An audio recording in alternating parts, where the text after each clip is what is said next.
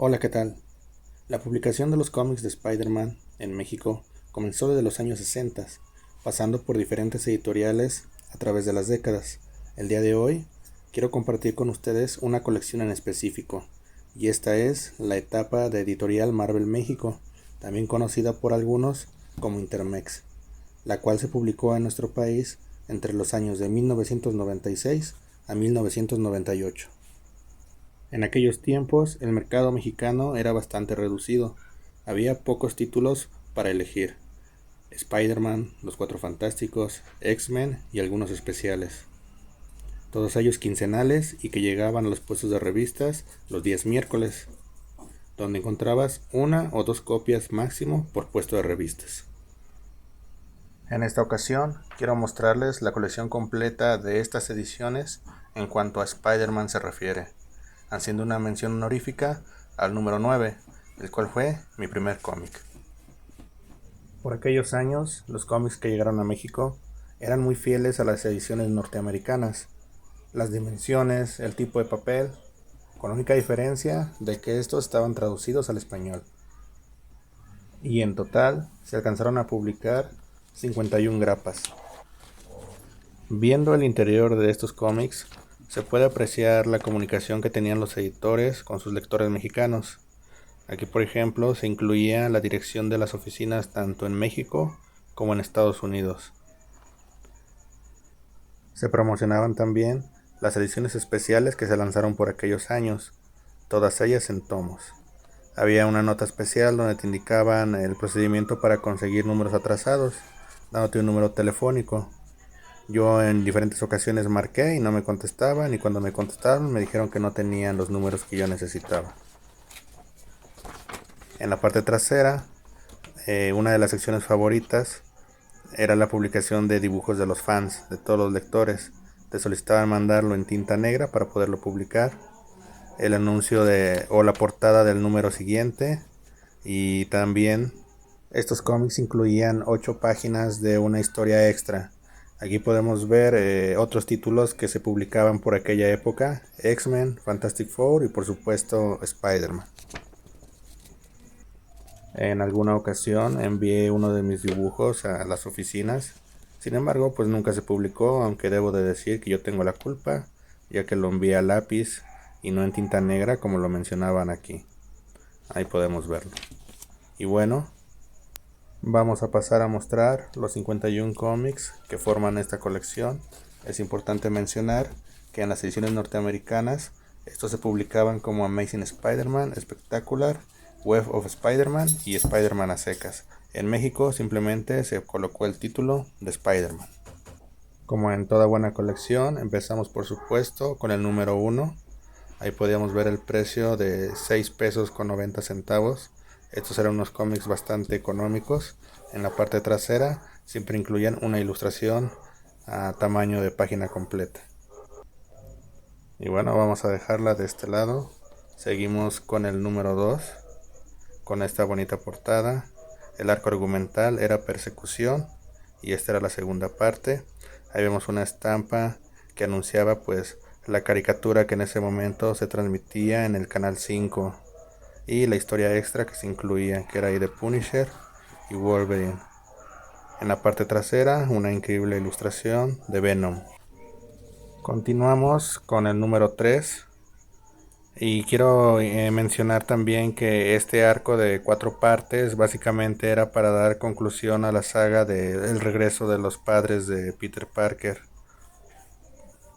Dicha historia ya la había comenzado a publicar Editorial Beat más de un año atrás, hasta que se interrumpió y entonces llegó Marvel México a publicar sus propios cómics.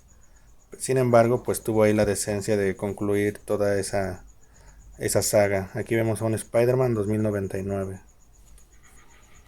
La cual pues terminaba aquí en este número 4, encontrando pues al villano responsable de ese complot. Y aquí pues terminaba toda una etapa, ¿no?, del personaje. En la parte trasera una imagen ahí bastante sensual de la gata negra. Y bueno, con el número 5 ahora sí comenzaba lo que nos quería contar Marvel México, ¿no?, que era la saga del clon inédita en nuestro país y que pues iniciaba en el número 5 de esta colección con el arco argumental Aullido. Por atrás podemos ver pues una ilustración de Spider-Woman. Vamos a ponerla por acá. El número 6, continuamos ahí, ya empezaba pues el misterio ahí de un personaje que se desconocía su identidad secreta, lo que se iba a revelar en futuros números. Y atrás una imagen de Carnage, uno de los personajes, de los villanos más emblemáticos del Trepamuros. Muy buena ilustración, la dejamos por acá. El número 7, Aullido parte 3. Como les digo, todos venían con la mención de la caricatura, ¿no? En el canal 5 cuando las televisoras todavía gobernaban el mundo. Y atrás una bonita ilustración del Doctor Octopus, quien más adelante por ahí también aparecería en toda esta saga. Concluíamos este arco con el número 8, el gran final, y ahí veíamos una portada muy bonita, ¿no? Una de mis favoritas también, donde aparece Aullido y Carroña ahí con Spider-Man. Muy buena el arte, muy característico el arte de los 90. Atrás una increíble imagen de Rhino ahí rompiendo una pared. El número 9, que ya les había mencionado, empezaba una historia ahí con los duendes, con Hobgoblin y Demogoblin. Y atrás pues una imagen increíble, ¿no? También ahí de Demogoblin. El número 10. Continuamos con esta historia. Como les menciono, el arte de los 90 es muy característico, pero también era muy bueno. A veces estas ediciones incluían estampas de Panini también. Te llegaban a llegar ahí con regalo. Atrás una ilustración de Lagarto. Vamos a ponerla por acá. Este es uno de los números que, bueno, cuando eres niño cualquier cosa te impresiona, ¿no? Pero aquí muere uno de los duendes. Ahí la portada nos está haciendo un spoiler prácticamente. Y atrás una imagen de Electro. La galería de villanos de Spider-Man es una de las pues más extensas. Continuaba aquí, bueno, más bien concluía este arco argumental de ahí de los duendes. Y pues ahí ya se veía, ¿no? Quién había ganado. En la parte trasera hay un mini póster de Tombstone. Lo dejamos por acá. Número 13. Era un número unitario, una historia autoconclusiva ahí con un villano que se llamaba Venganza. Una portada sencilla, pero también bonita. Y atrás el arenero. Vamos a dejarla por aquí. El número 14 nos incluía una villana clásica de Daredevil, aquí enfrentándose al Hombre Araña Tifoidea. Y en la parte trasera pues un póster, ¿no? También de ella, bastante sexualizado también. Ya imagino el escándalo que sería hoy en día. Era un arco pequeño de 2 partes que concluía con el número 15 también. Aquí vemos una portada muy padre, Bloody Mary. Y en la parte trasera Deadlock. El número 16 era una especie de team up entre Gambito, la Gata Negra y Spider-Man. Y en la parte trasera Iron Fist. Continuamos con esta portada del número 17. Por ahí un asesinato aparentemente. Y Morbius en la parte trasera del cómic. Ahí lo podemos ver. Continuamos con el número 18. Aquí peleando contra pues un enemigo nuevo, ¿no? Ocasional ahí en una armadura ahí bastante tecnológica. En la parte trasera el Duende Verde, uno de los favoritos también. Peor, el némesis del Hombre Araña. Y aquí pues ya dábamos por terminado este arco argumental. Se nos seguía mencionando a este personaje misterioso, el Kingpin, en la parte trasera. Y el número 20 esta portada en Estados Unidos tenía ahí un efecto foil en los ojos del Hombre Araña. En el fondo se puede ver a el Cazador Siniestro. Este villano pues era hijo, ¿no?, de Kraven el Cazador. Todo esto pues tiene lugar después de la última cacería de Kraven. Y aquí una imagen clásica del capítulo final. Ahí Spider-Man tratando de recuperar una medicina para la tía May. Aquí una portada espectacular del Escorpión. Como les digo, a veces se subestima la década de los 90, pero en el apartado gráfico había unas joyitas. Aquí un Spider-Man con los 6 brazos, un clásico también. Y pues aquí terminaba el arco del Escorpión, ahí quedó pues bastante golpeadillo, ¿no?, mayugado. El depredador y la presa, parte 2 de 2. Y en la parte trasera nos repetían ahí la ilustración de Carnage. ¿Se acuerdan que les había mencionado de un personaje misterioso ahí? Pues resulta que era Peter Parker. Y en la misma portada aquí tenemos a Spider-Man y a Peter Parker. Dice uno, ¿qué onda? Aquí Marvel ahora sí ya comenzaba formalmente la saga del clon. Y una imagen de J. Jonah Jameson. En este arco que se llamaba Poder y Responsabilidad, hay un Spider-Man bastante afectado por todo lo que pasó en la saga de El regreso de sus padres. Aquí atrás, aquí venía una propaganda, ¿no?, de estampas de un álbum de Panini. Ahí veíamos al Dr. García, a Jorge Campos, aquellos tiempos. Y bueno, aquí un personaje importante, ¿no?, Traveler, que iba a traer ahí repercusiones en la vida del arácnido. Vamos a dejarla por acá. Pues ya aquí el clon entrando en acción, ahí poniéndose su máscara de Spider-Man. Y pues nuevamente propaganda en la parte trasera.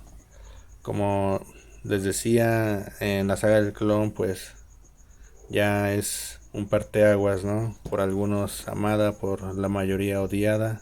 Una ilustración de Venom en la parte trasera, pero fue muy bien recibido en su momento por los fans. El clon llamado Ben Reilly. Aquí vemos una portada muy bonita. También en el número 27 aparecía el puma. Y en la parte trasera una imagen clásica del mismo personaje. Continuamos con el número 28. Aquí un arco con el puma. Y en la parte trasera otra vez ahí tifoidea, ¿no? También una imagen espectacular. Aquí un team up con Daredevil, con aquel traje gris de los 90. Muy padre también. Todo el arte. Y la historia extra que era ahí de Carnage en ese momento. Atrás una bonita imagen también del Capitán América, ahí con un águila y la bandera. Aquí pues habían envenenado, ¿no?, al Hombre Araña en el número 30. Ahí andaban viendo pues cómo lo solucionaban. Y en la parte trasera, vamos a ver, se está muriendo, dice ahí. En la parte trasera pues una imagen ahí de varios personajes al mismo tiempo. Esta es una portada clásica en el número 31. Ahora sí, la primera aparición de la Araña Escarlata, quien no era otro más que el clon de Peter Parker, en su primera aventura. Esta portada también la llegué a ver pues norteamericana, la edición con un efecto foil, también muy propio de aquellos años. Fue muy popular la Araña Escarlata a mediados de los años 90. Vamos a seguir viendo estos números. Continuamos con el 32. En efecto, ahí lo aventaban a pelear en su primera aventura contra Venom. Mortífero enemigo. Venom regresa.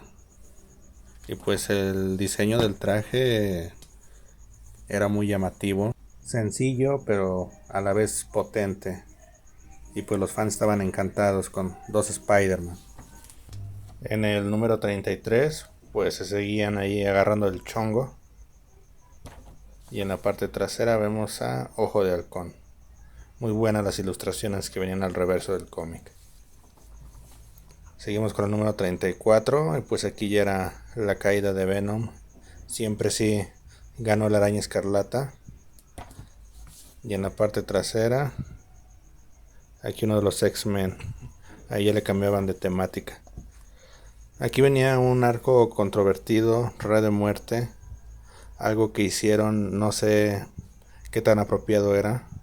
Quizás las ventas andaban mal. En ese tipo de arcos te anunciaban que iba a morir un personaje sí o sí, y era un villano clásico en este caso. En la parte trasera podemos ver a Quicksilver. Esta portada es emblemática. En este número Mary Jane le da la noticia a Peter Parker de que pues va a ser papá, así que se me hace un número imperdible. En la parte trasera, una portada de la historia extra que venía detrás. Y pues aquí ya un Spider-Man renovado con esa noticia de un bebé en camino, pues se sigue enfrentando ahí al Doctor Octopus, aunque recordemos que aquí todavía estaba envenenado el trepamuros. La imagen en la parte trasera es también fantástica. Aquí viene la Bruja Escarlata antes de que fuera famosa, ¿no? Antes de que tuviera su serie televisiva y todo eso. Y pues aquí, algo que no sé si era bueno o malo, era la muerte del Doctor Octopus, un villano clásico que iba a ser muy difícil llenar esos zapatos. Pero pues ahí se tomaban este tipo de decisiones editoriales. Un número pues ahí también de los más importantes de esta colección.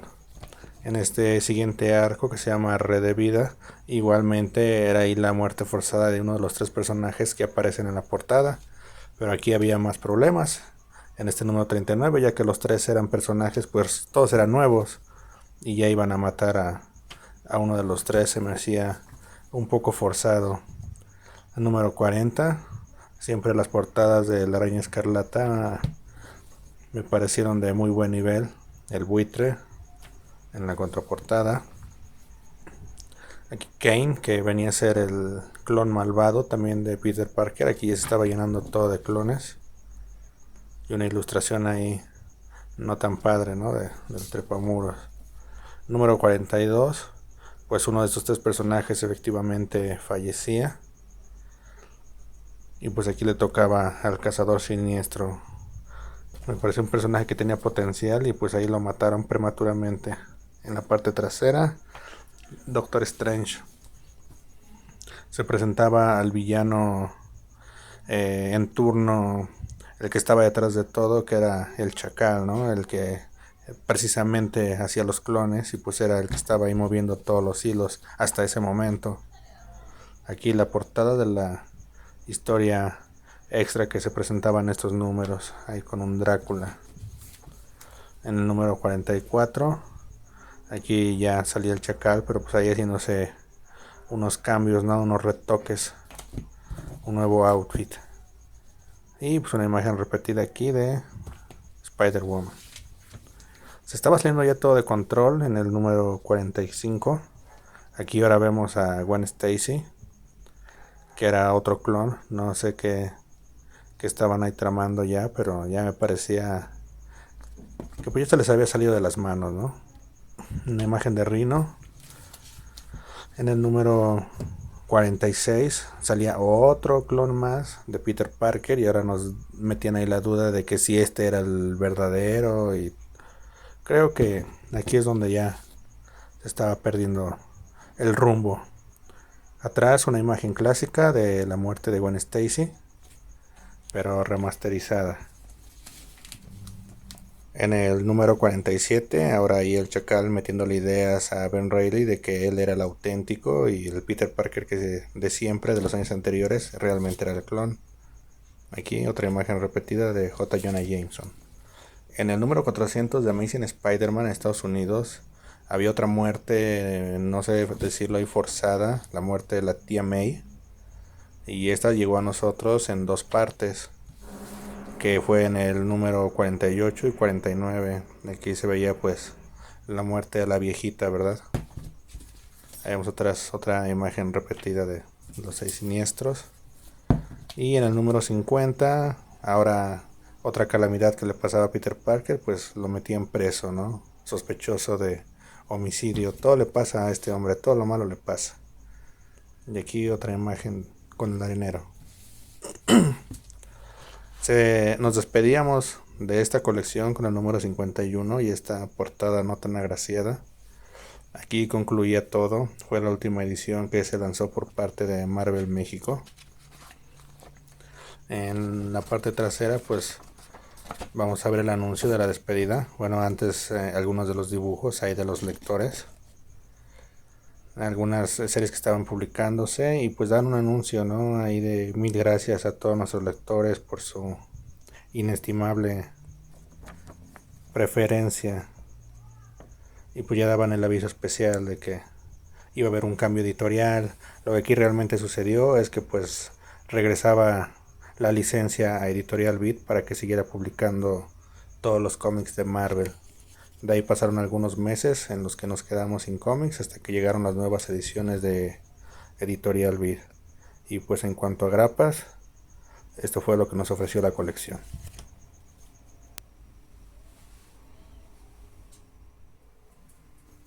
Como les mencionaba, también salieron varias ediciones especiales. Una de ellas fue Lo mejor del Hombre Araña, volumen 1.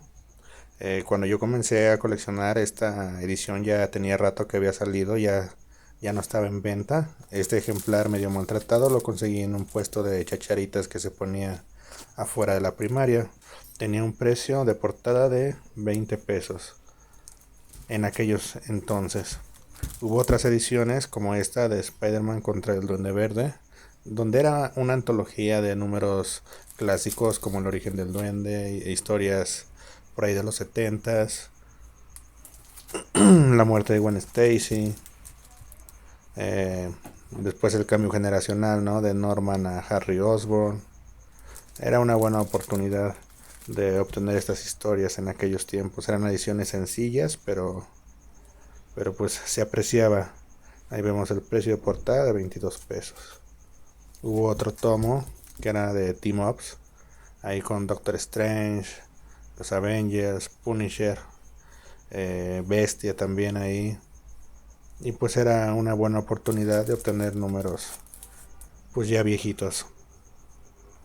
El precio de portada 22 pesos. Este tomo en particular fue la primera edición especial que conseguí.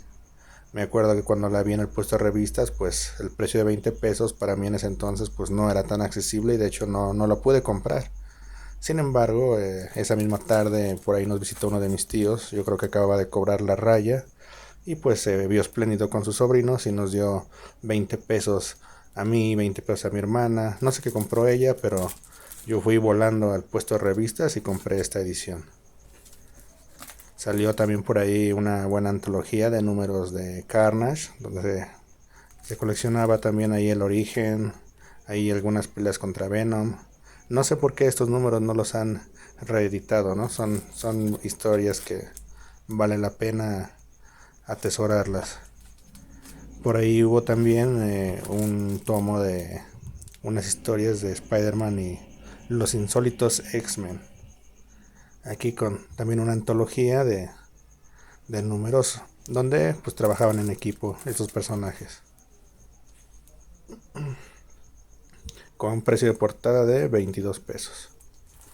Una edición que no eran números antiguos, sino números de esos tiempos, fue este de Los Años Perdidos, donde básicamente trataban de llenar los huecos argumentales, ¿no? De el regreso del clon, que pasó en esos 5 años donde estuvo desaparecido, ahí el chacal, toda la historia de su creación. Este era más delgadito el tomo y costaba 16,50.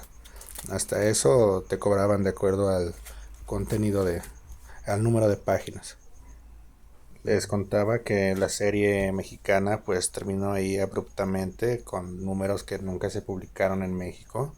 Cuando Editorial Vid retomó la serie pues prácticamente se había saltado un año de publicaciones y pues esos números nunca llegaron a nuestro país en español. Entonces un verdadero coleccionista pues eso no lo detiene y me di a la tarea de conseguir las grapas en inglés, las grapas americanas, de todos esos números que desafortunadamente no los vimos en español. Y pues aquí está mi colección de esos números. Todavía me faltan, de ese sí todavía me faltan algunos, pero pues creo que en general la gran mayoría la pude obtener ahí con el pasar de los años. No me iba a quedar con las ganas de saber pues en qué terminaba, ¿no? Esta saga del clon. Aquí podemos ver algunas de las portadas que les decía, tenían ahí un efecto foil muy, muy de la época, ¿no? Recurrían a este tipo de recursos para vender cómics también. Y pues al menos la historia que conformaba la parte en la que Peter Parker le cede el manto a Ben Reilly era la que me interesaba, razón por la cual pues me puse a buscar estos números que no llegaron aquí a México. Y pues facilitándose el hecho de que pues ahí mastico un poco el inglés, pues pude disfrutar también estas historias. Ahí veíamos, por ejemplo, un intento por sustituir al Doctor Octopus, ¿no? Que había muerto hace poco. Y pues fue larga ahí la tarea de conseguir por aquí y por allá todas estas grapas. Aquí en esta portada se ve, creo que se ve mejor todavía ahí el efecto de... Ahí se ve el movimiento, ¿no? Que tenían ahí los personajes. Se obtenían productos americanos muy bonitos ahí, muy de alta calidad. Y aquí pues seguía la parte del juicio de Peter Parker, un poco de propaganda allá de Estados Unidos, la conclusión, ¿no? de ciertas tramas que no pudimos ver aquí, que se saltaron, esta portada clásica ahí de confrontándose el Araña Escarlata y el Spider-Man clásico, Punisher. Y pues bueno, como les decía, el Araña Escarlata fue muy popular hasta que se descubrió pues cuál era el motivo editorial por el cual lo habían introducido, y pues es que lo que ellos querían era quitar al Peter Parker de siempre para reemplazarlo por Ben Reilly, ya que ese era según ellos, la justificación de no poder hacer buenas historias de Spider-Man era porque Peter Parker, al estar casado y tener muchas responsabilidades, no podían ellos escribir las historias que hacían en los 70. Prácticamente tenían que remover a Mary Jane, así como en su momento lo hicieron con Gwen Stacy. La idea era que Peter Parker tuviera un final feliz con Mary Jane, pero pues apartarlos de la historia principal, que hicieran su familia, pero por otro lado quedarnos con un Spider-Man renovado que iba a ser Ben Reilly. Si el video te gustó, regálame un like y suscríbete, eso me motivará a seguir subiendo este tipo de contenido. Hasta luego.